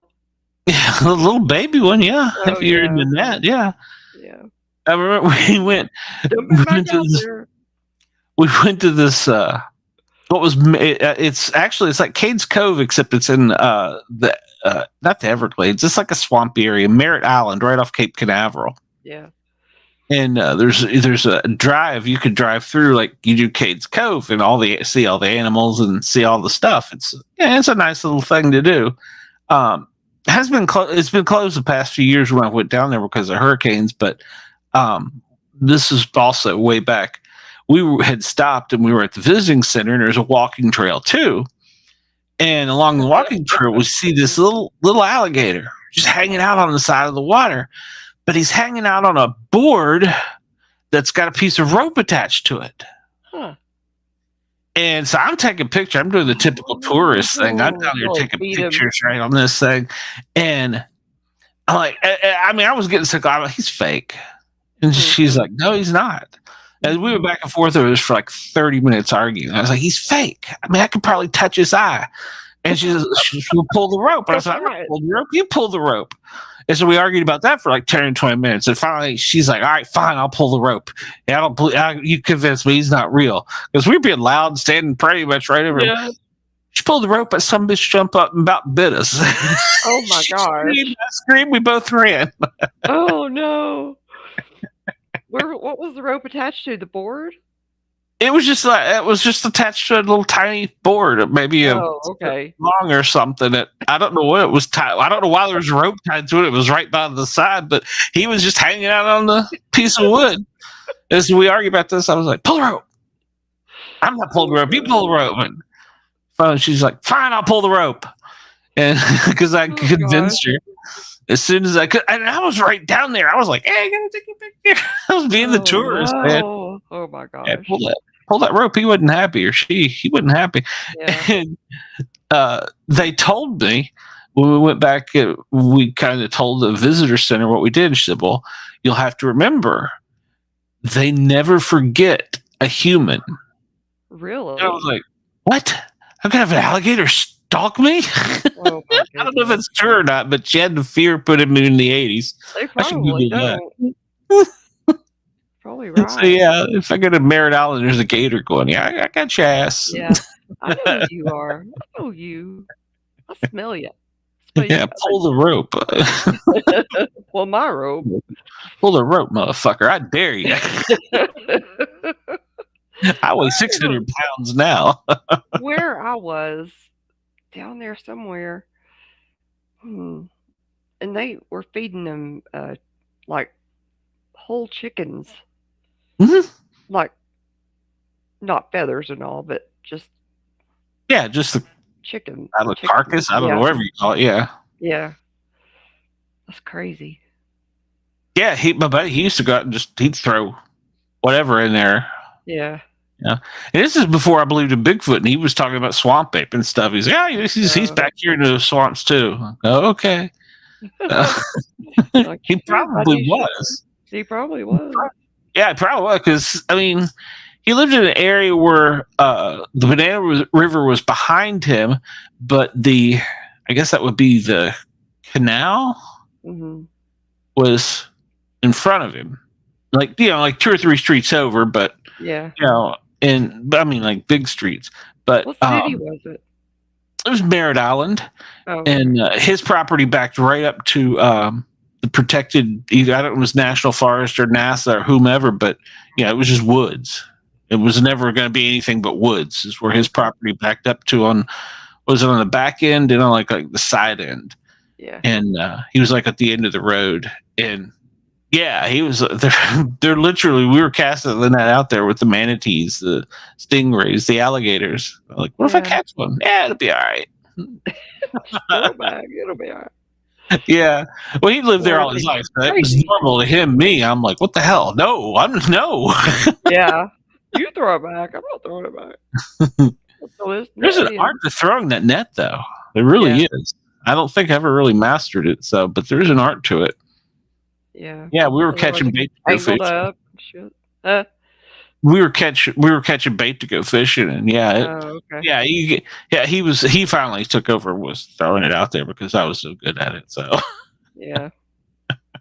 But it really is an art because you gotta hold it like a sheet and then kind of flip and release and turn and Will it go one side and not the other instead of throwing it all in the water and all that crap? Yep, exactly. So I wasn't very good at it. I don't know that we caught any fish. I think we drank a lot of beer. Yeah. But it was a fishing trip. That's all that matters. Yeah. Any day fishing's better than a bad day of work or good day at work. What is that? Good day at work. Yeah. Good day at work. Yeah. So bad day fishing is better than a good day at work. Absolutely. Yeah, we need to get some fishermen on our show. That would be good. I'd like to have a bass pro. I really wouldn't mind since we have such Tennessee following. See if we could get Bill. He lives right up there above Nashville. Mm-hmm. I don't know what he's probably got one of these publicists that won't let you get to him. So I don't know.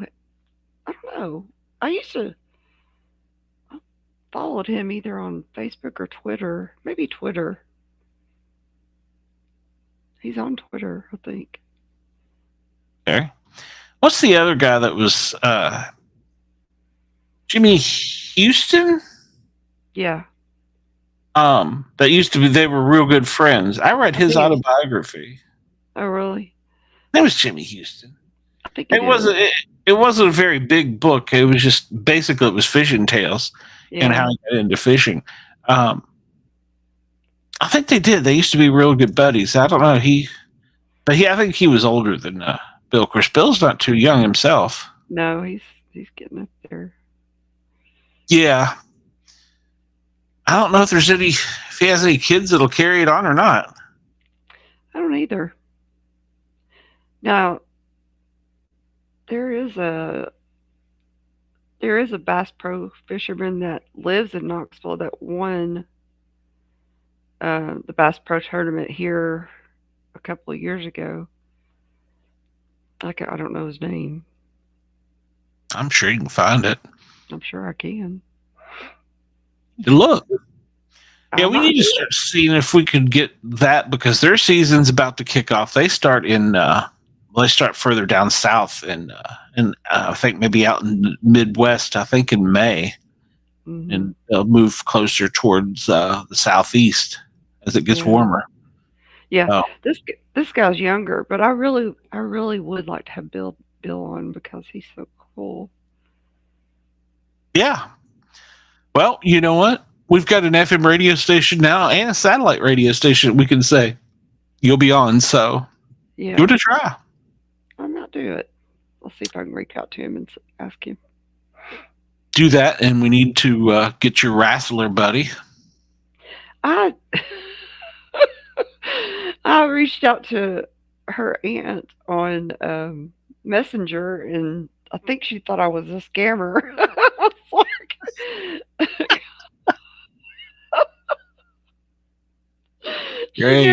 she never answered me, so I'll text her. I was like, Okay.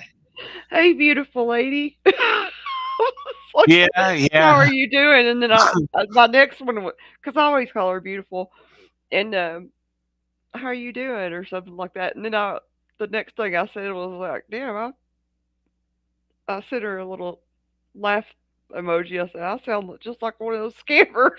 She never answered me. How you doing? You're so "How you pretty. doing?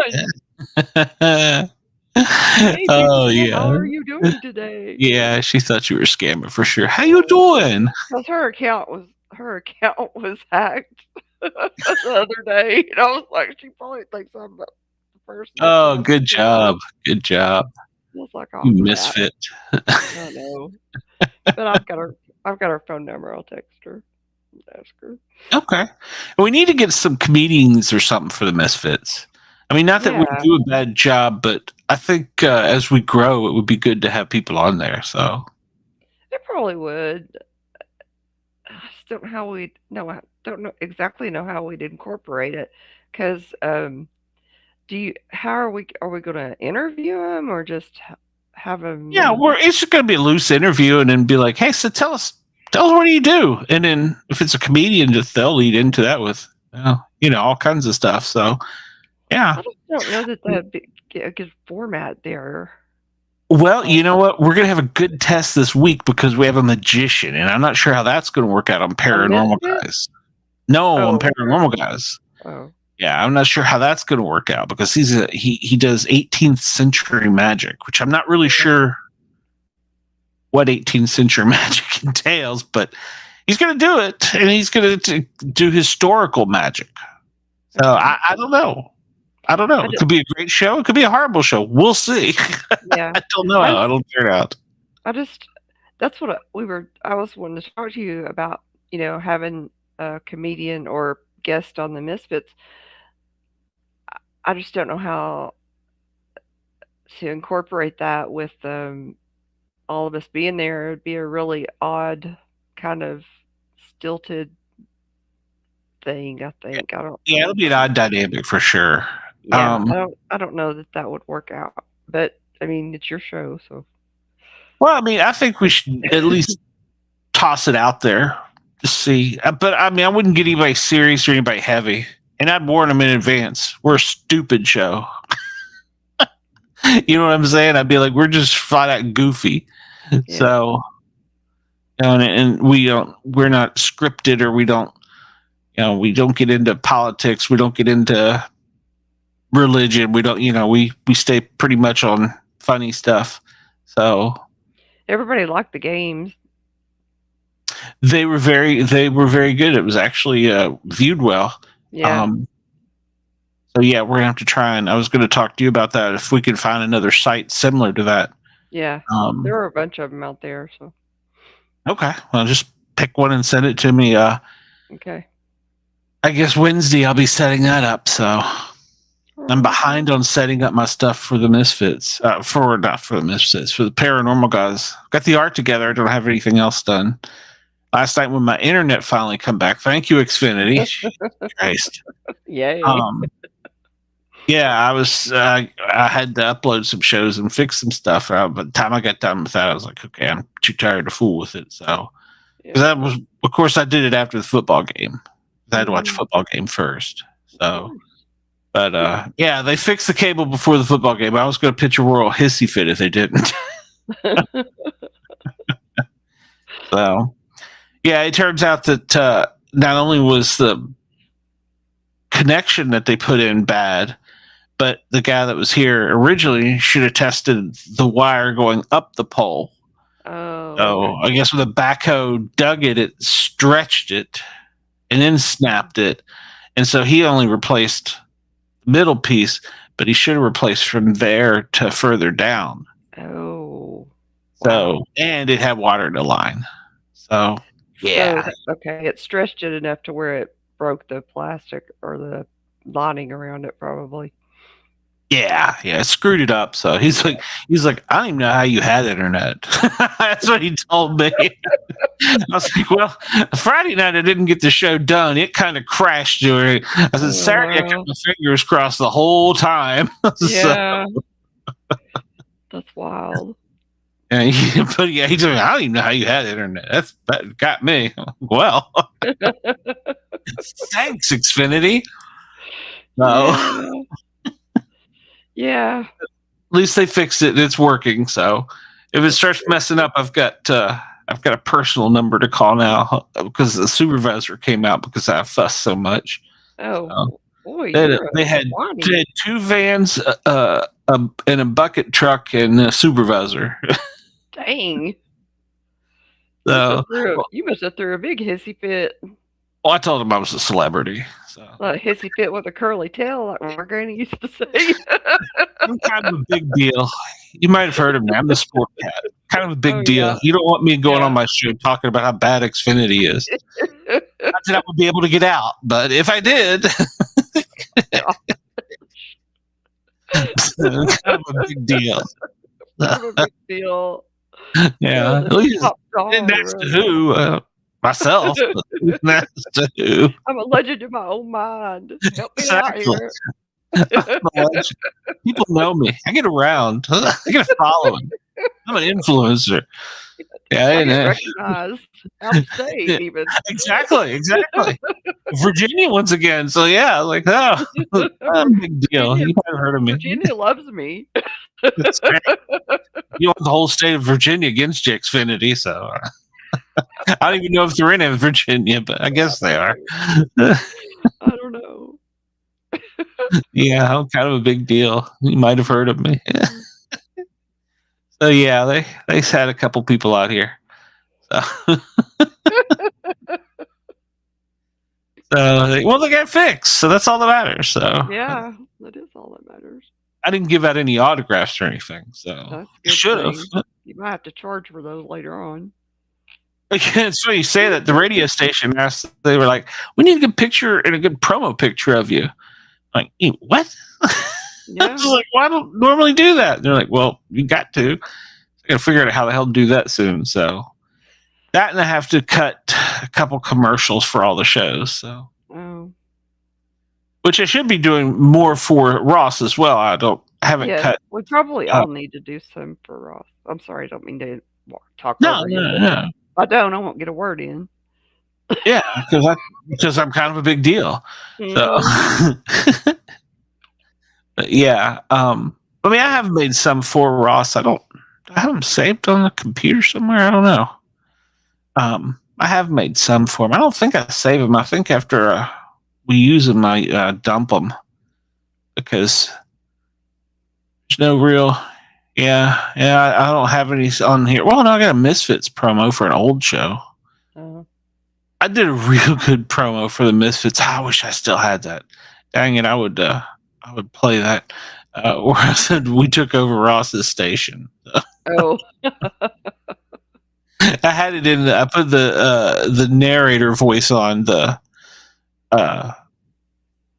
soundboard, so my voice is, sounded real serious. Yeah. The Misfits, we've taken over Ross Yergz Station. Ross Yergz Station now belongs. Hey, you know what? I got 3 shows on there. Now I'm doing his Yergz Tonight show. How about that? Oh, yeah. I have taken over his station. That's kind of scary. Yeah, I'll run it straight into the ground, so you better help me out some. Well, I need to come up with some topics for Wednesday's show. Yeah. I'm sure we'll either be in a Civil War or World War by then, so we can talk about that. We might. Yeah, that's true. I heard today they're sending truckers down to the border to help block the border. I'm not sure how that's going to help, but they're on the way from Virginia, supposedly. Well, I heard that the other day. I don't know. How's that going to help? The road isn't the border. You take those trucks off road. I don't know. I have no idea. Yeah, I guess it's one of these. It's a good idea thing. So. Yeah, it's a good idea. Somebody thought it was a good idea. Seems to me though, those trucks are not only expensive, it costs a lot of fuel to me. So it seems to me that's a big donation to help out, but you should drive around and honk. What's I got to don't do? know. I don't know what they're doing. I mean, I don't guess I could stop. Well, we wouldn't want them to stop the roads that coming into the border because those, we control and we buy stuff from other countries that come that Yeah, way. So that's we wouldn't true. want them to shut that down. No. Yeah, I don't know what they're going to do. Oh, Maybe they're going to block off areas where people can walk. I don't know. I don't know what they're going to do. they'll just walk around the truck. Interesting. I don't really know. So yeah, we can talk about that because I don't know. I guess Yeah, from we'll check into Virginia to Texas, that would give them enough time because they left this morning. So Yeah. I don't know unless they're stopping for autographs or something, but yeah, they should be there by then. I'd like to know what they're going to do. Yeah. You're just going to drive around the honk. They used to do that in DC. It was so annoying. Whenever they would have a protest, they would just drive around. Oh, yeah. Honk, driving all the time until the air went, because they're air powered, and I'd let it charge up, and then like 3 blocks later, God, this is annoying. Yeah, I can see if they were going to do, because then it was affecting. They have radio stations and TV stations in DC at that time in town, and they were driving around them honking, and so yeah, you do it, but for the border, I got nothing. I really don't know what they're going to do. I don't know. Yeah, I'm curious about this. We'll talk about that on Wednesday. This weekend coming up, I believe, is the AFC, NFC. They've changed it. It used to be the Pro Bowl was in Hawaii. They brought it to Orlando because everybody said, it's so expensive to go to Florida or Hawaii, get tickets. They brought it to Orlando. Then everybody said, well, we don't want to play in it because we could get hurt. What's the point in playing in a game that's no sense? I don't know. You're getting a couple $100,000 to go. So now they have it. This is, I think, number 2. Peyton Manning and what's his brother's name? Eli or Benji? Eli. The one it was for the Giants quarterback. One team coaches the NFC, one team coaches the AFC in flag football. What? And there's no purpose to it. So yeah, you got professional players acting stupid playing flag football. That's coming up next weekend. It gets TV ratings because they'll have like a celebrity flag football game too, and I'll have celebrities down there, which half of them I don't know because I'm not big into the music scene anymore, and I really wouldn't know anything about Taylor Swift if she wasn't dating Kelsey Taylor or Kelsey. So Travis Kelsey. Oh, I didn't want to show that. That's one of the things I wanted to show. His brother. Yeah, close. Oh, don't tell me I closed that window. Oh, I did. His brother. Well, come on up here. Oh, damn it. His brother. He was the one. I'm sure you saw this during the one of the playoffs games. He took his shirt off. It was like screaming and just pounding beers with the fans. He jumped down from the clubhouse where Taylor Swift was, and he's out there with the fans, and he's pounding the beers. He's picking up kids and holding them. There's beer all over. It was great. It was funny as hell. It was great because he announced, that's his brother. He announced he was going to retire. Oh, and so he was in the supporting his brother, who's in the playoffs with, his wife and the wives of all the other quarterbacks, and then Taylor Swift. And so it's kind of a big deal, in the suite there. And he opens the window up and he's hanging out with his shirt off, and it was cold wherever they were playing. I forget now. He's pounding beer. He jumped down with the fans. They had to get security to come and form a little bubble. He's like autographing, like drooling beers on people. He picked up a little girl that wanted to see Taylor Swift. So he just picks this little girl up. He carries her over the window and goes, it's Taylor Swift. He's lit as hell. He's lit as hell. It was great. Anyhow, it came out. He said something about it came out that his brother's nickname was the Big Yeti because he's a big hairy guy. Well, he has now, for his whatever, to raise money foundation, whatever, he's got t-shirts, and I've got to buy one of these. So hold on, I'll show you. This is really cool. It's his t-shirt. So I'm gonna buy, and he used to play for Buffalo, so he's Buffalo Bills. So yeah, that's his t-shirt. Travis Kelce, Oh my Big God. Yeti. Yeah, I gotta have that. It's a little expensive. What is it? $25-$35, but I gotta have that one. $38. So $38. Yeah, but That's yeah, kind it's. of cool. I just wish that. Of course, he's trying to be kid friendly. I wish Yeah. beer can in his hand he was I slamming. know. That's funny. That would make it even better. So So Travis is retiring? yeah, he's retiring. His brother is the one that's going to play on.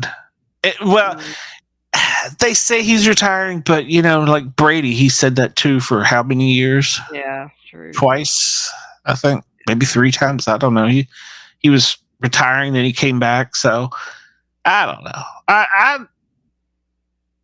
He didn't go out winning, and a lot of times they like to go out winning. Yeah. So I mean, they didn't do bad. They made it to the playoffs. They just didn't go as far. Yeah. Everybody was hoping it would be brother against brother. Mm-hmm. But yeah, the Eagles didn't, or the Buffalo Bills didn't make it very far. Well, they made it to the second game. So, but yeah. So, but I'll find some sporting news, and I'll find some discouraging Alabama football news for my buddy. So, always got to be supportive, Dina. Always. Yeah, always. Show's not about me, even though I'm kind of a big deal. So.